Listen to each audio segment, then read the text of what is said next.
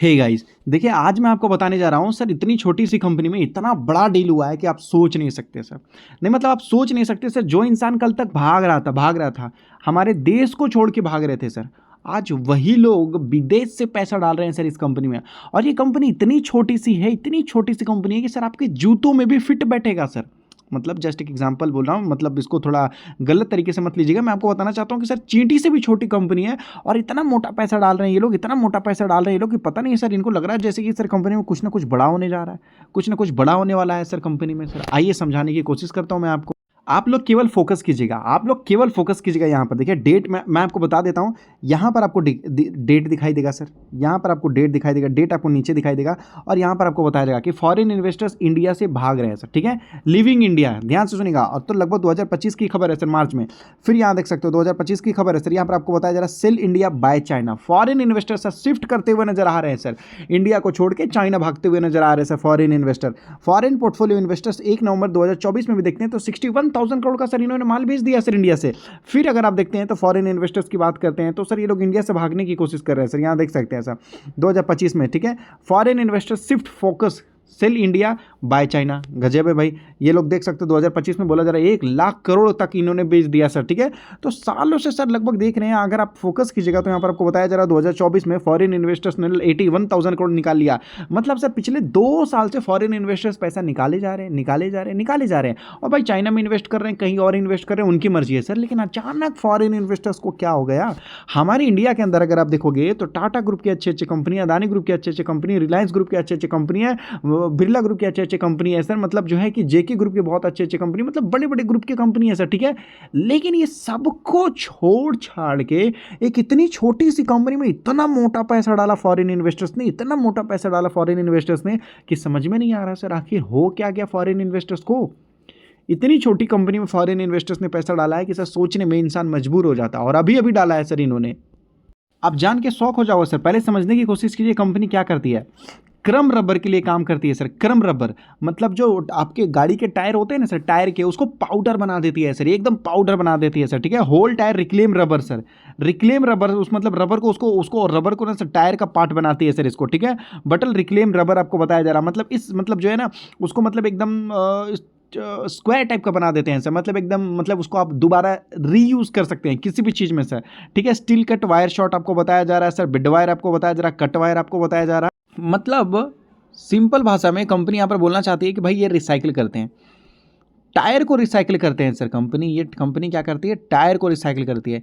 जितने भी पुराने टायर होते हैं ना सर, जो फालतू ट्रक के टायर होते हैं ना, हेवी हेवी जो टायर्स होते हैं ना सर, कंपनी उसको खरीदती है, खरीद के लेकर आती है, इसके पाउडर बनाती है सर। इसके अंदर एक वायर होते हैं, स्टील वायर करके होते हैं, उस वायर को भी निकालती है सर कंपनी, उसको भी इस्तेमाल करती है। और ये जो वायर, ये जो टायर होते हैं ना सर, इसको यहाँ पर लगभग जो पाउडर बना देती है सर। पाउडर बनाने के बाद ना सर इसको लगभग जो स्क्वायर शेप का इसको बना देती है, और इसको सर वापस जो टायर वाली कंपनी को भेज दिया जाता है वापस टायर बनाने के लिए। उसके बहुत सारे प्रोडक्ट वगैरह भी कंपनी बनाती है सर। तो उस कंपनी का नाम है सर संपन्न उत्पादन इंडिया लिमिटेड। संपन्न उत्पादन इंडिया लिमिटेड मात्र 32 रुपीज़ का है सर। इतनी छोटी कंपनी मैं आपको बोल रहा हूँ ना सर, फॉरेन इन्वेस्टर्स को मतलब दिल आ गया है, समझ में नहीं आ रहा क्या अच्छा लगा इस कंपनी में। मतलब अच्छी अच्छी कंपनी है इंडिया के अंदर, लेकिन सबको छोड़ के सर लगभग जो है मतलब जितने जितने अच्छे कंपनी सबको छोड़ के केवल इसी के ऊपर ध्यान।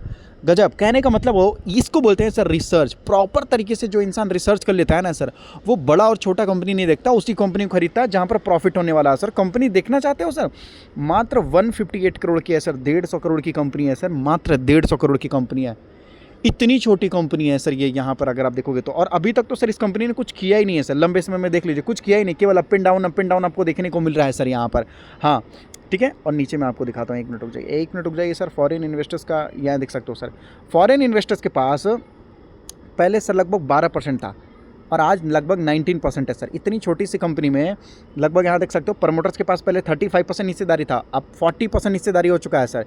और इस क्वार्टर में भी सर प्रमोटर्स ने हिस्सेदारी बढ़ाई है। सितंबर में देख लीजिए 40.65 कर लिया है सर, पिछले क्वार्टर में 40.50 था, 50 से 65 कर लिया है सर। और लगभग देख लीजिए फॉरेन इन्वेस्टर्स ने भी हिस्सेदारी बढ़ाया 12% से सर, इन्होंने 19.96 मतलब 20% हिस्सेदारी तो सर फॉरेन इन्वेस्टर्स ने खरीद लिया सर। और पब्लिक के पास जो बचा हुआ है सर लगभग वो है सर, पब्लिक के अंदर भी देखोगे तो बड़े बड़े लोग हैं सर, एक एक इंसान के पास लगभग जो है 6-7% सर हिस्सेदारी है, 4% हिस्सेदारी है सर। यहाँ देख सकते हो 3% हिस्सेदारी है सर, और भी है सर 2% सर, मतलब 20-22% तो अगर आप देखोगे तो सर लगभग पब्लिक के अंदर भी बड़े बड़े लोग हैं, उन्होंने खरीद रखा है सर, 20-22% तो उन्होंने भी खरीद रखा है, बाकी फॉरेन इन्वेस्टर्स ने खरीद रखा है सर यहाँ पर।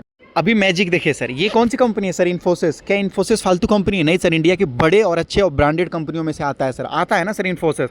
आप देखिए सर फॉरेन इन्वेस्टर्स ने क्या किया है सर, इन्होंने फॉरेन इन्वेस्टर्स के पास सर पहले 33% हिस्सेदारी था, फिर 32 और अभी 31%। क्वार्टर देख लीजिए सर, क्वार्टर देख लीजिए जून में, यहाँ पर आपको बताया जा रहा पहले इनके पास 33% हिस्सेदारी था, ठीक है, फिर 32% किया और अभी 31% कर लिया सर। तो इन्फोसिस जैसे कंपनी में सर फॉरेन इन्वेस्टर्स माल बेच रहे हैं सर। उसके बाद और दिखाता हूँ सर मैं आपको, और दूसरी कंपनियों में यहाँ पर मैं आपको दिखाता हूँ। ये सर रिलायंस इंडस्ट्री, इंडिया की सबसे बड़ी कंपनी सर रिलायंस इंडस्ट्री में भी सर फॉरेन इन्वेस्टर्स को कुछ ज़्यादा इंटरेस्ट नहीं है सर। पहले फॉरेन इन्वेस्टर्स के पास अगर आप देखेंगे तो सर 22% हिस्सेदारी था, फिर 21% हुआ, फिर 19% हुआ और अभी देखिए 19.21% है। मतलब रिलायंस इंडस्ट्री जैसे कंपनियों में भी सर फॉरेन इन्वेस्टर्स अपनी हिस्सेदारी घटाते हुए नजर आ रहे हैं सर, ठीक है। उसके बाद और भी है सर, और ये देख सकते हैं टीसीएस में भी अगर आप देखोगे तो कहने का मतलब टीसीएस इतनी बड़ी और रेपुटेटेड कंपनी जहाँ फॉरेन इन्वेस्टर्स के पास पहले देखिए 12% हुआ करता था, आज 11.48% है सर। मतलब इंडिया के बड़े बड़े कंपनियों में फॉरेन इन्वेस्टर्स बेच रहे हैं, मात्र 150 करोड़ की कंपनी में सर फॉरेन इन्वेस्टर 20% हिस्सेदारी खरीद रहे हैं, 12% से 20%। उनको क्या नजर आया है समझ में नहीं आ रहा। देखिए वो कंपनी इस टाइप की चीज़ों के लिए काम करती है सर। पहले टायर लाती है, टायर को सर एकदम पूरा मतलब जो है उसको पाउडर बना देती है सर। पाउडर बनाने के बाद सर उसको जो है लगभग जितने भी ये फालतू टायर है सर, इसको कंपनी क्या करती है सर, रिसाइकिल कर देती है। रिसाइकिल करने के बाद आप इसको जो है यहाँ के कंपनी फैक्ट्री में क्या करती है सर, इसको बनाती है, और बनाने के बाद सर इसका पाउडर बना कर आप एक्सपोर्ट कर सकते हो। इसके छोटे छोटे पार्ट्स बनते हैं जो रेलवे में इस्तेमाल होते हैं, डिफेंस में इस्तेमाल नहीं होता, रेलवे में इस्तेमाल होता है सर, बड़े लेवल में इंफ्रास्ट्रक्चर में इस्तेमाल होता है सर, और भी लगभग जो है बहुत सारी चीज़ों में इस्तेमाल किया जाता है सर। उसको इंडस्ट्रियल लेवल में भी इस्तेमाल किया जाता है।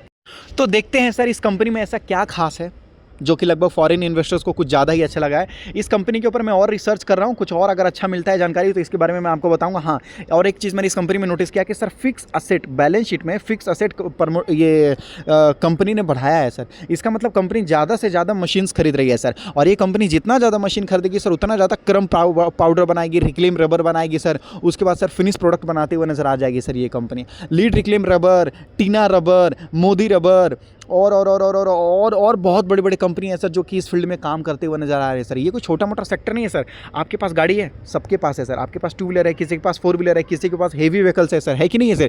इतने सारे ट्रक है, MRF देख लो, JK टायर देख लो, इतने सारे जो बड़े बड़े CA टायर देख लो कंपनियां, सारे कंपनी सर टायर का प्रोडक्शन करते हुए नजर आ रहे हैं। मतलब ये है सर कि जो पुराने टायर हैं उनको भी तो रिसाइकिल करना होगा ना सर, रिसाइकिल करना होगा ना, तो ये सारी कंपनी उसमें काम कर रहे हैं sir. Lead reclaim rubber product भी सर एक कंपनी है जो इसी फील्ड में काम करते हुए नजर आ रही है। तो इसके ऊपर और मैं 2 वीडियो बनाने वाला हूं, 2 और बहुत खतरनाक वीडियो बनाने वाला हूं सर। केवल आप मुझे कुछ दिन का टाइम दीजिए और देखिए, कुछ दिन का, कुछ महीने और कुछ साल का नहीं बोल रहा हूं, कुछ दिन का टाइम दीजिए और देखिए सर और कितने खतरनाक चीज़ यहां पर मैं आपको बताता हूं सर।